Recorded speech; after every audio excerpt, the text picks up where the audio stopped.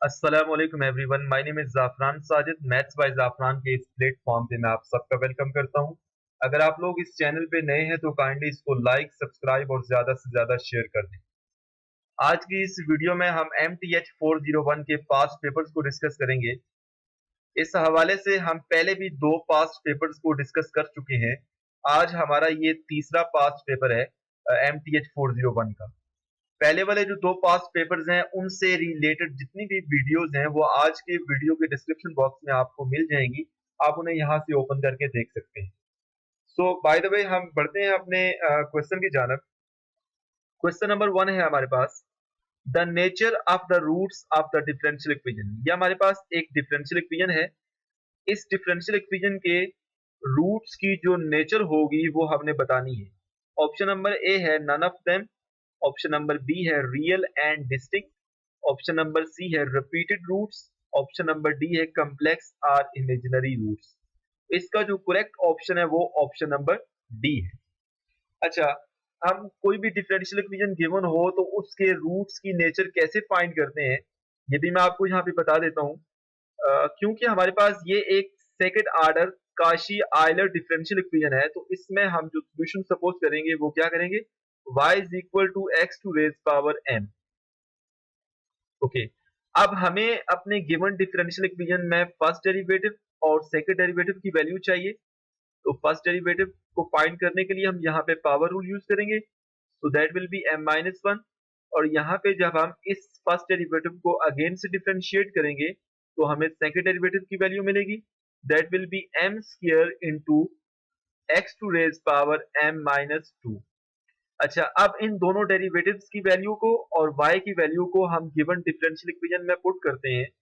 तो जब मैं पुट करूंगा तो हमें कुछ इस तरह की फॉर्म मिलेगी, देखिएगा जरा, m square into x to raise power m minus two minus 5x into d y by d x की वैल्यू हमें कितनी हमने फाइंड की है, that is m into x to raise power m minus one plus 8।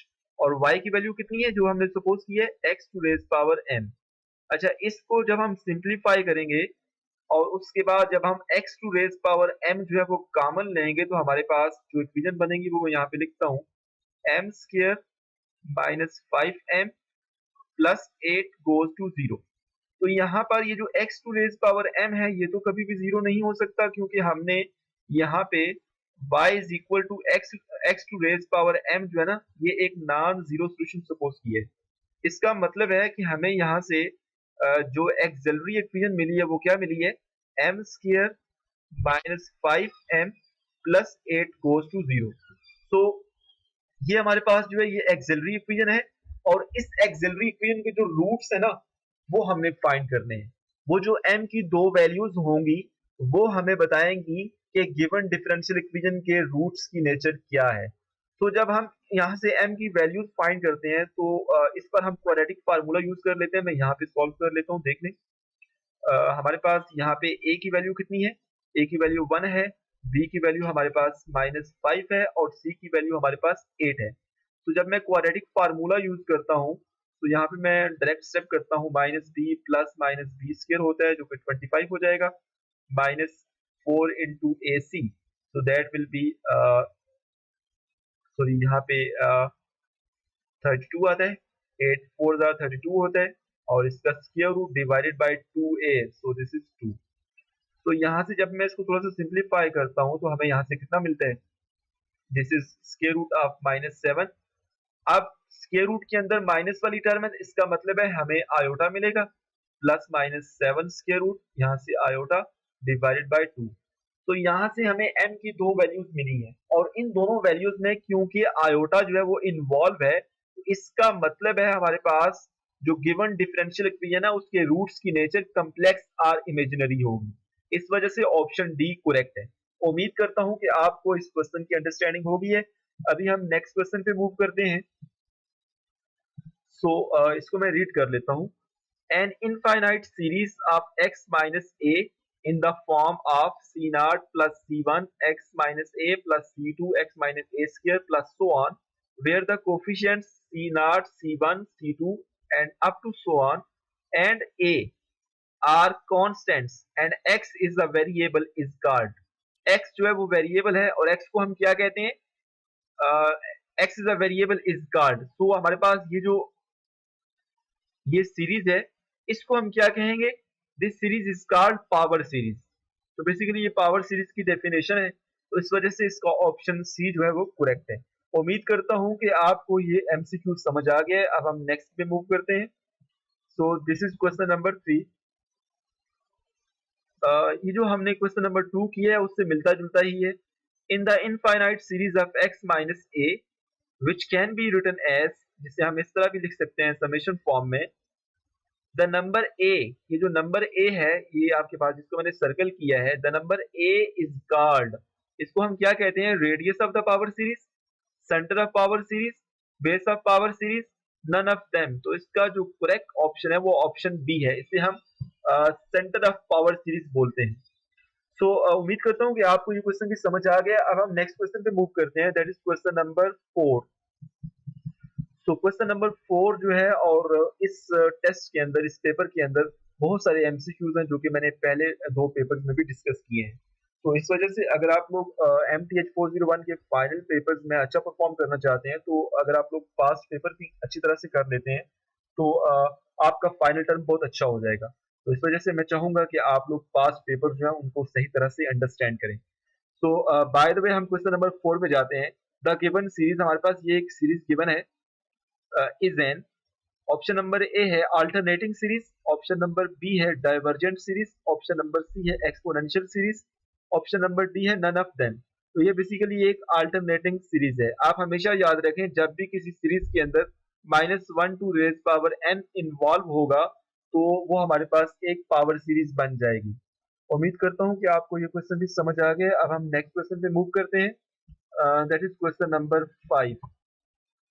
तो question number 5 में हमारे पास एक second order differential equation given है, 4y double prime plus y goes to 0 is, इसका हमारे पास जो सॉल्यूशन है वो कौन से ऑप्शन में गिवन है ये हमने चेक करना है। आया ऑप्शन नंबर ए करेक्ट है, बी करेक्ट है, सी या डी करेक्ट है। तो इसमें जो ऑप्शन ए है वो करेक्ट है। अच्छा, इसका सॉल्यूशन हम फाइंड कैसे करेंगे? इसका सॉल्यूशन फाइंड करने के लिए हम क्या करते हैं कि क्योंकि हमारे पास ये एक second order differential equation given है, सो हम यहाँ पे लेट कर लेते हैं y is equal to e to raise power M x, ये इसका सोल्यूशन है, ठीक है ना। अब हम क्या करते हैं, क्योंकि हमारे गिवन डिफरेंशियल इक्वेशन में सेकंड डेरिवेटिव चाहिए हमें, तो इसका जब मैं फर्स्ट डेरिवेटिव फाइंड करूंगा तो हमें क्या मिलेगा, m into E to raise power M x, और इसका जब मैं सेकंड डेरिवेटिव फाइंड करूंगा that will be m square into E to raise power M x. तो अब मैं क्या करता हूँ कि अपने इस सेकंड डेरिवेटिव को और y की वैल्यू को अपने गिवन डिफरेंशियल इक्वेशन में पुट करता हूँ। तो जब मैं पुट करूंगा तो यहाँ से हमें 4m square into E to raise power M X मिलेगा। उसके बाद प्लस y कितना है हमारे पास, E to raise power M X goes to 0। दोनों में हमें E to raise power M X common नजर आ रहा है, इसको मैं जब कॉमन लूंगा तो कॉमन लूंगा तो हमें क्या मिलेगा, 4m square plus 1 goes to 0। तो यहाँ से E to raise power M X जो है वो तो कभी भी जीरो नहीं हो सकता, क्योंकि हमने उसको एक नॉन जीरो सोल्यूशन सपोज किया है। इसका मतलब है 4m square plus 1 goes to 0, यही हमारा सोल्यूशन होगा। सो सॉरी, यही हमारे पास जो है ना ये एक्सिलरी इक्वेशन होगी। तो यहाँ से अगर मैं m की वैल्यू फाइंड करूंगा तो माइनस प्लस 1 को दूसरी साइड पे लेके जाऊंगा, और इस तरह से हमारे पास m square is equal to -1/4। दोनों साइड पे अगर हम स्क्वायर रूट लें तो m की दो वैल्यूज मिलेंगी। m की वो दो वैल्यूज कौन कौन सी हैं, m1 is equal to iota by 2 और m2 is equal to minus iota by 2। क्योंकि हमारे पास जो गिवन डिफरेंशियल इक्वेशन है इसकी इसके जो रूट्स की नेचर है वो हमारे पास जो है वो कम्प्लेक्स और इमेजिनरी है, तो इस वजह से, तो अगर आप गौर करें तो जो ऑप्शन नंबर ए है इसमें जनरल सॉल्यूशन की जो फॉर्म है वो इस वजह से है क्योंकि इसमें हमने कम्प्लेक्स और इमेजिनरी रूट्स को यूज किया है। तो इस वजह से ऑप्शन ए जो है वो करेक्ट है। आप अपने हैंडआउट्स पर भी देख लीजिएगा कि जब भी हमारे पास एक्सिलरी इक्वेशन के जो रूट्स की नेचर होती है वो इमेजिनरी या कम्प्लेक्स होती है, तो उस केस में जो डिफरेंशियल इक्वेशन के जनरल सॉल्यूशन की फॉर्म होती है वो इस ऑप्शन ए से मिलती जुलती है। ओके, इस वजह से ऑप्शन ए जो है वो करेक्ट है। उम्मीद करता हूँ कि आपको इस क्वेश्चन की अंडरस्टैंडिंग होगी है। अभी हम क्वेश्चन नंबर 6 पे मूव करते हैं। क्वेश्चन नंबर 6 भी बहुत सारे पेपर में जो है ना वो रिपीट हुआ है। यहाँ पर ये जो वर्ड कन्वर्जेंट है इस पर गौर कीजिएगा। A function f is said to be convergent at a point A if it can be represented by the power series in x minus a, which has option A है negative radius of convergence, option B है positive radius of convergence, option C है radius of convergence equal 0, option D है none of them। तो ये जो word convergent है जिसे मैंने सर्कल किया है, अगर इस वर्ड की जगह एनालिटिक आ जाए, अगर इस वर्ड की जगह एनालिटिक आ जाए तो फिर हमारे पास ये जो डेफिनेशन है ये कंप्लीट होती है। So a function f is said to be analytic. A function f is said to be analytic at a point A if it can be represented by the power series in x minus a which has positive radius of convergence। ठीक है, अगर आपके paper में यही statement हो लेकिन convergent की जगह पे एनालिटिक आ जाए तो उस केस में ऑप्शन बी करेक्ट होगा। ओके, लेकिन हमारे पास इस क्वेश्चन का आंसर क्या होगा, क्योंकि इस क्वेश्चन की कोई सेंस नहीं बन रही, इस वजह से इस क्वेश्चन का जो आंसर है वो डी होगा, ऑप्शन डी करेक्ट होगा, इनमें से नहीं है कोई भी, नन ऑफ देम। उम्मीद करता हूं कि आपको इस क्वेश्चन की भी अंडरस्टैंडिंग हो गई है। अभी हम क्वेश्चन नंबर 7 पे मूव करते हैं। क्वेश्चन नंबर 7 बड़ा इंटरेस्टिंग है और इस एक क्वेश्चन से 3 एमसीक्यूज बन सकते हैं। मैंने अपने पहले जो 2 पेपर डिस्कस किए हैं एमटीएच 401 के, उनमें भी इस क्वेश्चन को डिटेल के साथ समझाया है, क्योंकि ये क्वेश्चन बार बार रिपीट हुआ है। सो इसको हम यहाँ पे भी डिटेल के साथ डिस्कस करते हैं। For the equation of free damp motion, ये हमारे पास एक डिफरेंशियल इक्वेशन गिवन है सेकंड ऑर्डर। इस डिफरेंशियल इक्वेशन के जो रूट्स की जो इस डिफरेंशियल इक्वेशन के जो एक्सिलरी इक्वेशन हम बनाएंगे और उस एक्सिलरी इक्वेशन के रूट्स की जो नेचर है वो ये है, m1 इसके बराबर है और m2 इसके बराबर है, ये m2 है, इसको सही करना। ओके, इफ ये कंडीशन बड़ी इंपॉर्टेंट है। ये आपके पास जो गिवन डिफरेंशियल इक्वेशन है इसकी हमने एक्सिलरी इक्वेशन बनाई है। एक्सिलरी इक्वेशन बनाने के बाद उसके 2 रूट्स आए हैं जो कि हमें गिवन है। उसके बाद इस इक्वेशन को आपने गौर से देखना है।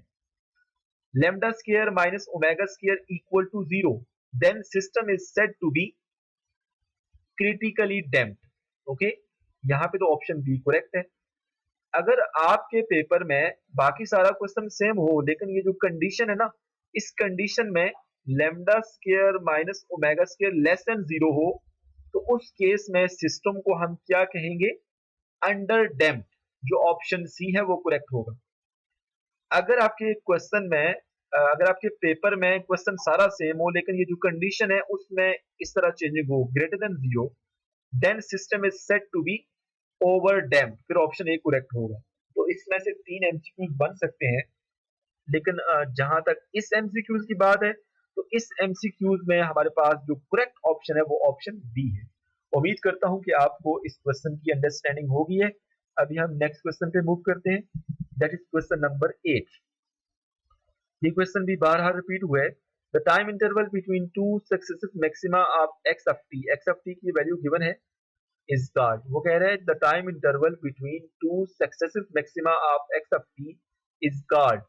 ऑप्शन नंबर ए है cosy period, option number B है phase period, option number C है both the period, option number D है नन ऑफ देम। तो इसका जो करेक्ट ऑप्शन है वो ऑप्शन ए है। ये बेसिकली कासी पीरियड की डेफिनेशन है। ओके, उम्मीद करता हूं कि आपको इस क्वेश्चन की भी अंडरस्टैंडिंग हो गई है। अभी हम नेक्स्ट क्वेश्चन पे मूव करते हैं, that is question number 9। The quasi frequency of the solution x of t of free damped motion is given by the number।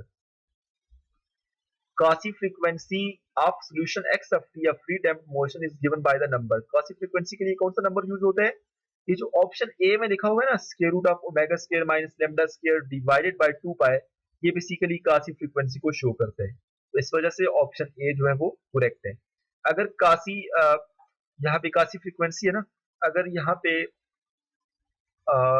चले नेक्स्ट क्वेश्चन में जाते हैं, हो सकता है वो जो मैं आपसे कहना चाह रहा हूँ।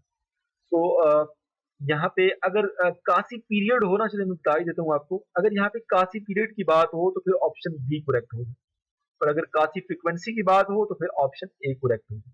ये जो ए ऑप्शन में नंबर लिखा हुआ है ये कासी फ्रीक्वेंसी को शो करता है। उम्मीद करता हूँ कि आपको इस क्वेश्चन की अंडरस्टैंडिंग हो गई है। अभी हम इस वीडियो का जो आखिरी क्वेश्चन है उसकी तरफ बढ़ते हैं। The given differential equation d2x by dt square plus 5 dx by dt plus 4x goes to 0 is option A है ओवर डैम, ऑप्शन बी है क्रिटिकली डैम, ऑप्शन सी है अंडर डैम, ऑप्शन डी है none of dam. तो ये जो differential equation हमारे पास given है second order, ये ओवर डैम्ड है। ओके, ये जो सारे मैंने आपको आंसर्स बताए हैं, ये मैंने खुद वेरीफाई किए हैं और आप इन पे 100% बिलीव कर सकते हैं। आई होप सो आपको ये जो आज की जो वीडियो है इसकी अंडरस्टैंडिंग हो गई है। Thank you so much for watching my video.